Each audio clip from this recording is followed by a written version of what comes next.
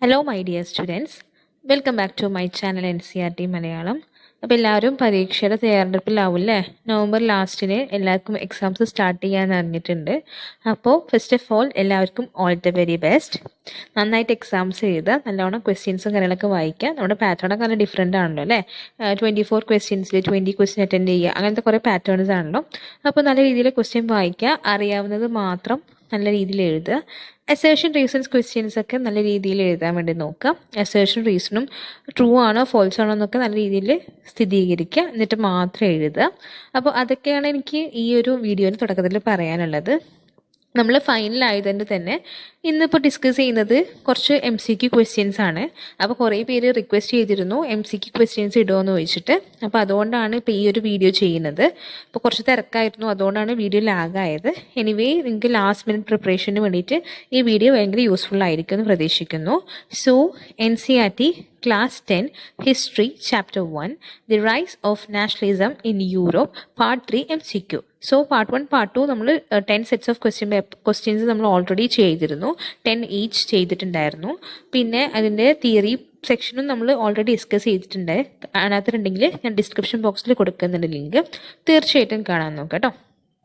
So first question, what type of conservative regimes were set up in 1815 in Europe? അപ്പോൾ 1815 യൂറോപ്പിൽ ഏതൊക്കെ ടൈപ്പാണ് conservative regimes ആണ് setup ചെയ്തിട്ടുള്ളത് അല്ലേ? Autocratic, democratic, aristocratic and dictatorial. അപ്പോൾ ഏത് കൺസർവേറ്റീവ് റെജീംസ് ആയിരുന്നു ഉണ്ടായിരുന്നത്? ദ കറക്റ്റ് ആൻസർ ഈസ്, അപ്പോൾ നിങ്ങൾ എൻ്റെ കൂടെ തന്നെ ചെയ്തു പോവുക. അപ്പോൾ കറക്റ്റ് ആൻസർ 3 സെക്കൻഡ്സ് ടൈം തരാം, എന്നിട്ട് നിങ്ങൾ എന്ത് ചെയ്യുക, നിങ്ങൾ നോട്ട് ചെയ്യുക. അപ്പോൾ ലാസ്റ്റ് നിങ്ങൾക്ക് 10ൽ എത്ര മാർക്ക് കിട്ടിയെന്ന് നിങ്ങൾ കമൻറ്റ് ചെയ്യണം കേട്ടോ. So the option is autocratic. The next question is question number 2. Identify the French artist who prepared a series of 4 prints visualizing the dream of a world from the following. അപ്പോൾ ഏത് French ആർട്ടിസ്റ്റാണ് 4 പ്രിൻസിൽ നിന്ന് നമ്മുടെ വേൾഡിൻ്റെ dream visualise ചെയ്യുന്ന അല്ലെങ്കിൽ dream കാണിക്കുന്ന ഏത് ആർട്ടിസ്റ്റാണ് അത് 4 പ്രിൻസ് വരച്ചതെന്നാണ് ചോദിക്കുന്നത്. So first option is Kitgiva Utamaro, B. Richard M. Howe, C. Voltaire, D. Frederick Soro. The correct answer is Frederick Soro, option D. Moving on to question number 3. Who hosted the Treaty of Vienna? This is a very important question. So, who hosted the Treaty of Vienna? Vienna Treaty host ചെയ്തത് ആരാണ്? Option A Frederick Soro, option B Victor Emmanuel, option C duke Metternich, option D Giuseppe ഗരിബാൽഡി.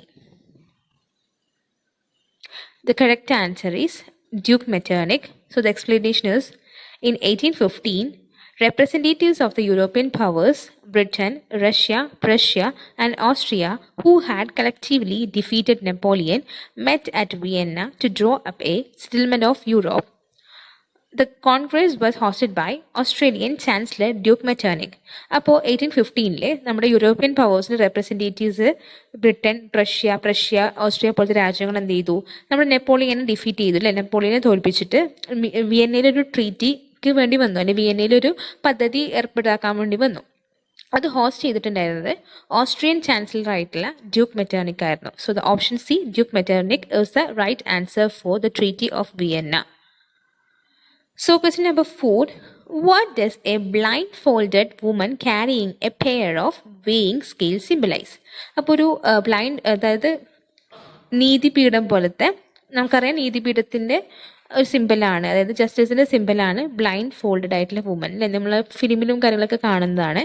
അപ്പോൾ കെട്ടിയിട്ടുള്ള ഒരു സ്ത്രീ 2 കയ്യിൽ ത്രാസ് അല്ലെങ്കിൽ തുലാസ് വേ ചെയ്തിട്ടുള്ളത് എന്തിനെ symbolise ചെയ്യും അല്ലെങ്കിൽ എന്തിനെ റെപ്രസെൻറ്റ് ചെയ്യും?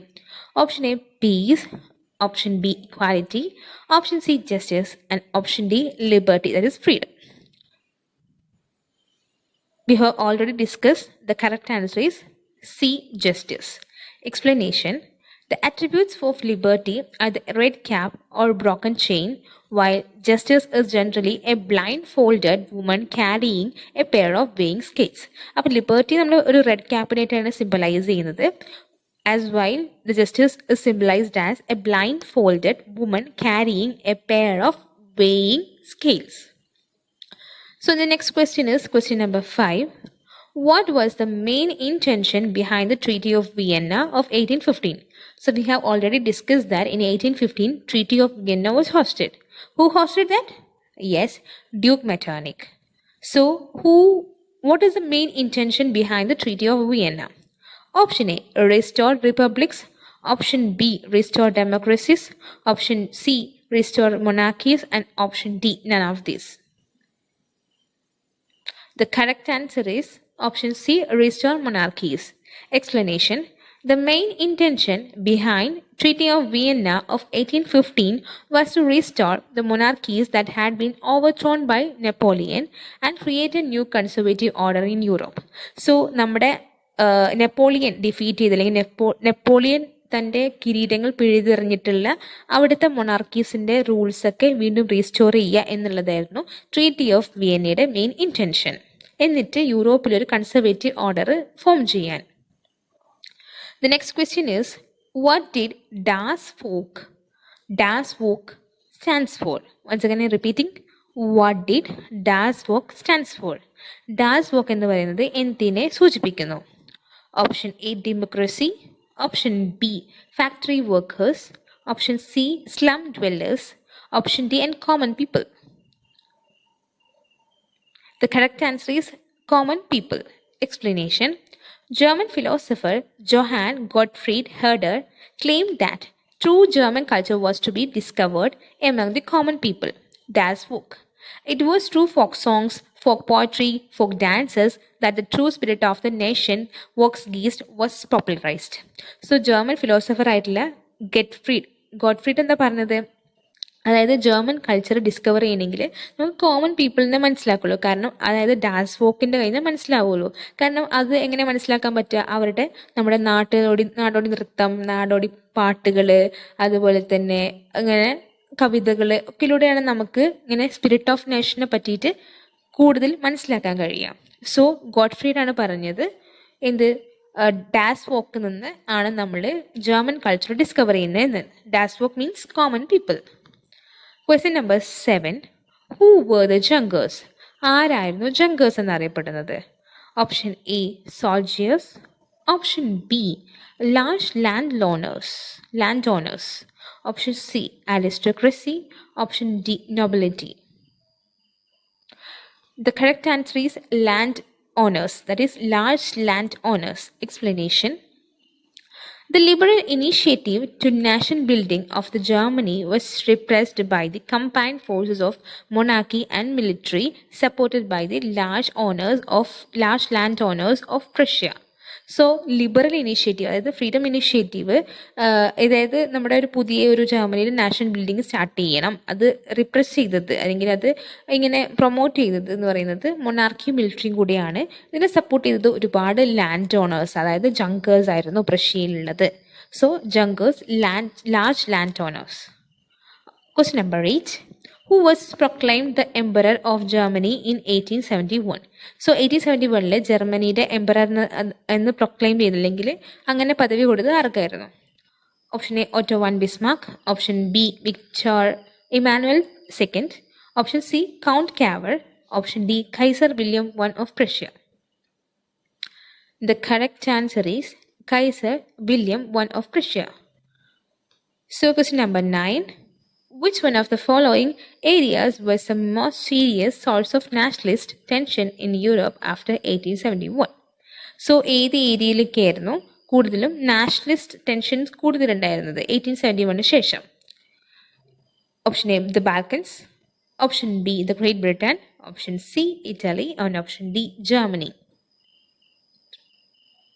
So the correct answer is Balkans. Explanation. The most serious source of nationalist tension in Europe after 1871 was the area called Balkans.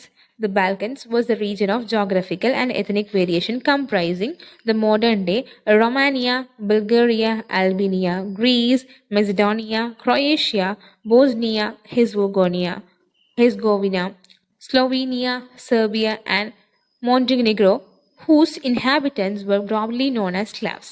So Slavs അറിയപ്പെടുന്ന കുറേ ഒരു എത്തനിക് റീജിയൻസ്, ഇപ്പോൾ നമ്മൾ പറഞ്ഞ റൊമാനിയ, ബൾഗേറിയ പോലത്തെ എത്തനിക് റീജിയൻസിലുള്ള ആൾക്കാരെയാണ് നമ്മൾ ബാൽക്കൻസ് എന്നറിയപ്പെടുന്നത്.